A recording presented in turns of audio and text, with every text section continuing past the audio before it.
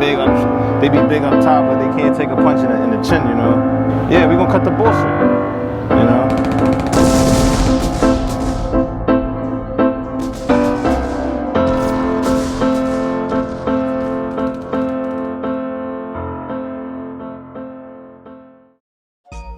Welcome, I'm CTB, Cook the Barber, and this is Barbershop to the Streets, bringing you Cut the Bullshit. So, this gentleman here is from the neighborhood, and we're gonna find out what he wants to tell the world to cut the bullshit on. What's your name? Thomas, AKA Mooney.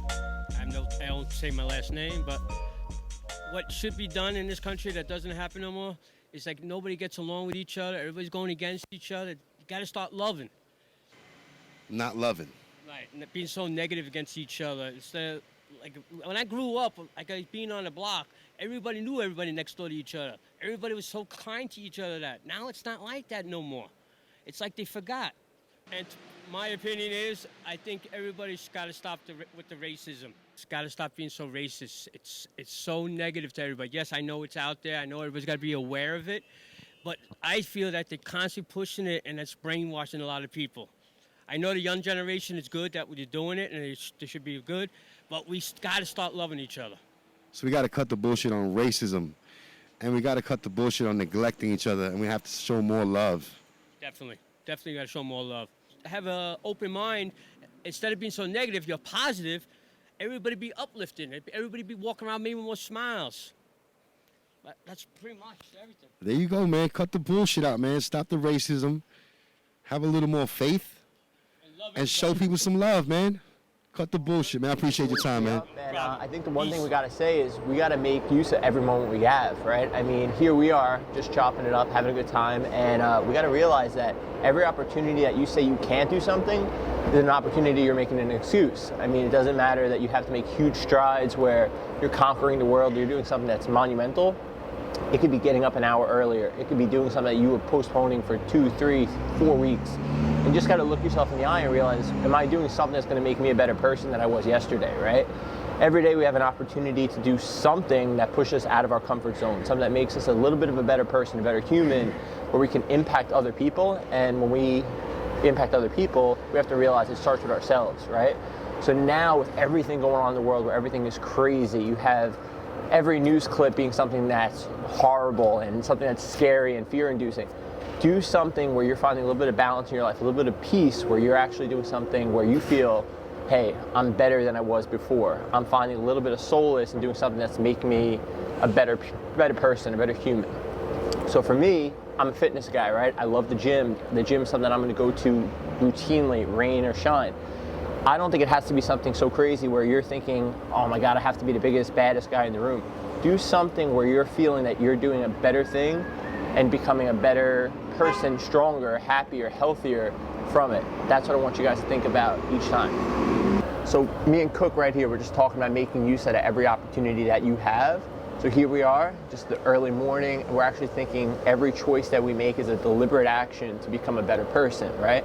So here I am about to head to the gym, but I have an opportunity to talk to a friend and just think about every decision that we make. Is it a decision that's going to help us live a better life? Are we going to make a choice that's something deliberate and purposeful to be able to do something that we weren't doing before?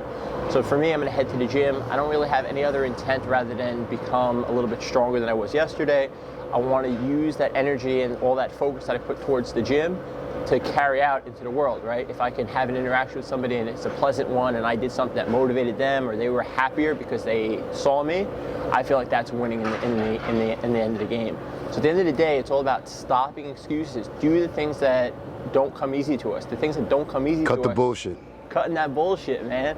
So the things that don't come easy to us are the things that are purposeful, right? I heard this statement years back and it stuck with me. God put the dopest stuff on earth on the other side of comfort. So when you just cross that line and you do things that you're a little bit scared to do, or you think aren't worth it or aren't going to be paying off immediately, you're going to see those wins. You're going to see those W's stack up. You have to do the things that don't bring us that immediate sensation of gratitude, right, and purpose, right? You have to know that this is something that's long-term. When you do these long-term things, they add up.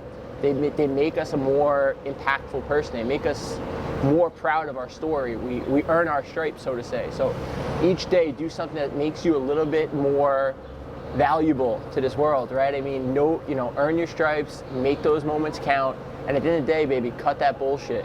Let's do it, Cook. Cut the bullshit. Tell them your name and where they could reach you So in case they want you to can see all my fitness stories. know some more about your health. You can see all my health and wellness experience. stuff. You can see all my my Saturday night escapades, all that fun stuff on my Instagram. My handle's McGovern Pat. I like to post a lot of family, a lot of fitness, a lot of friends. And at the end of the day, man, it's chronicling the story. I'm just a simple kid from Queens, trying to make these relationships purposeful and work. And you can catch me there, man. And you gave him the gram? Got the gram, man. McGovern Pat. There you go, Govern Pat, baby. Thanks a lot, Pat, for your time. Yes, sir, man. Thank you. Cut the bullshit, everybody. Take it easy, guys. Peace.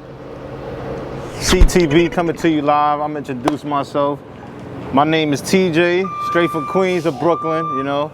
We gonna cut all that bullshit on that bullshit workout, you know.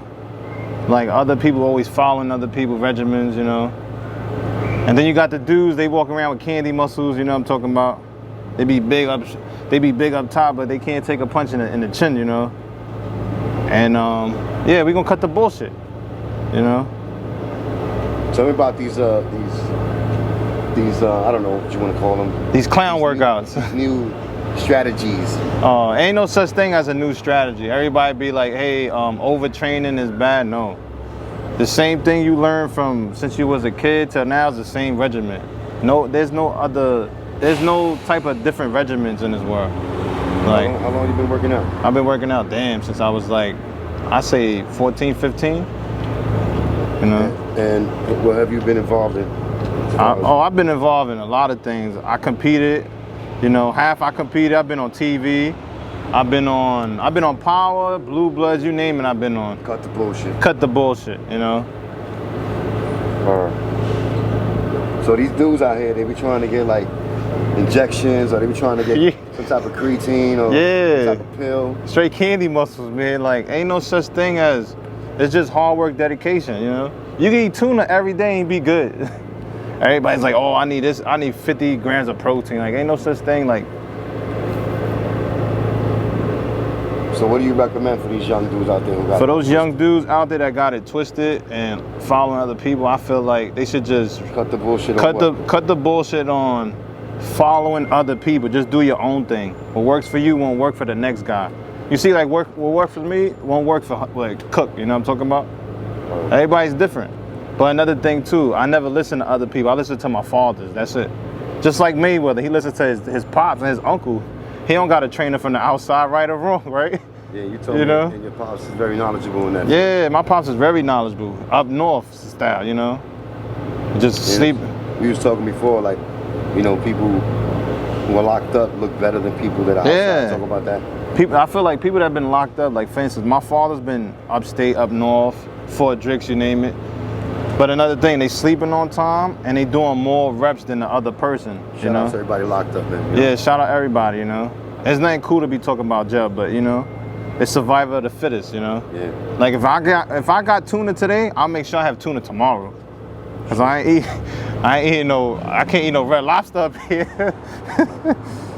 Like I said, there's people out here in the streets also. Yeah. Who look up to niggas who are working out, working their workout regimen. Jail style, yeah. You know, and there's a lot of. And using resistant bands is good. Natural results. Yeah, push-ups. Don't ever sleep on push-ups and body weight squats. They good for you. I agree with that.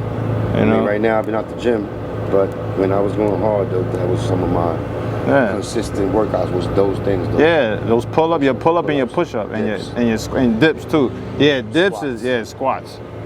Those are your main foundations. Everybody get caught up. I want to do arms every day. It don't work like that. And anybody could do that anyway. Yeah. It's crazy. One might be the pull-up if you don't got to pull up. Yeah, but I love pull-ups. You know, it's a way to. I began to love. It's a way though, cause it's like, for instance, I don't love them right now because I haven't been doing it. I know, but but another thing, your central nervous system is not adapt to that. So once it gets adapted to it, you're gonna be like, oh shit, I'm back to it. You understand? So it's like. And another thing too, like I feel like people when they grip balls, they grip them tight.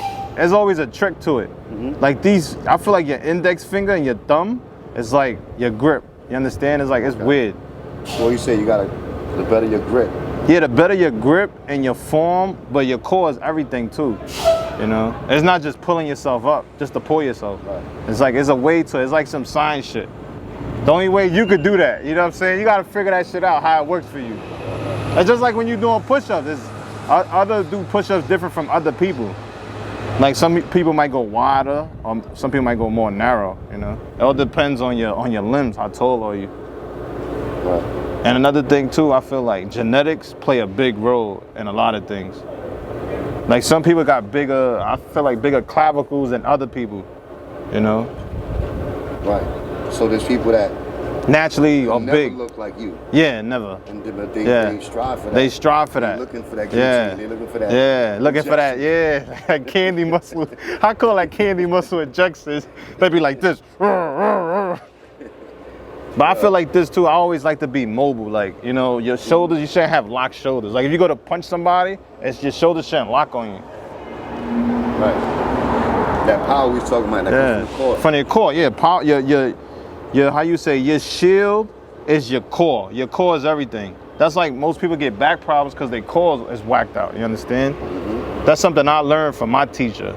He always say, TJ, your core is everything. I'd be like, yeah. But your core is everything. Yeah. Like when you pushing, pressing, running, it comes from your core. The knockout punch is from your core, not from your legs. Your core and your legs, you know? That's my mindset right now. Is like when I go back is to work on on the foundation, legs, and then work my way up. Yeah, work from the bottom up. Right. Most people, like young kids nowadays, they want to do arms, but it's like, okay, arms is cool, but your foundation. Simple, yeah, calf raises, your foundation is everything. Your legs are more important than your upper body.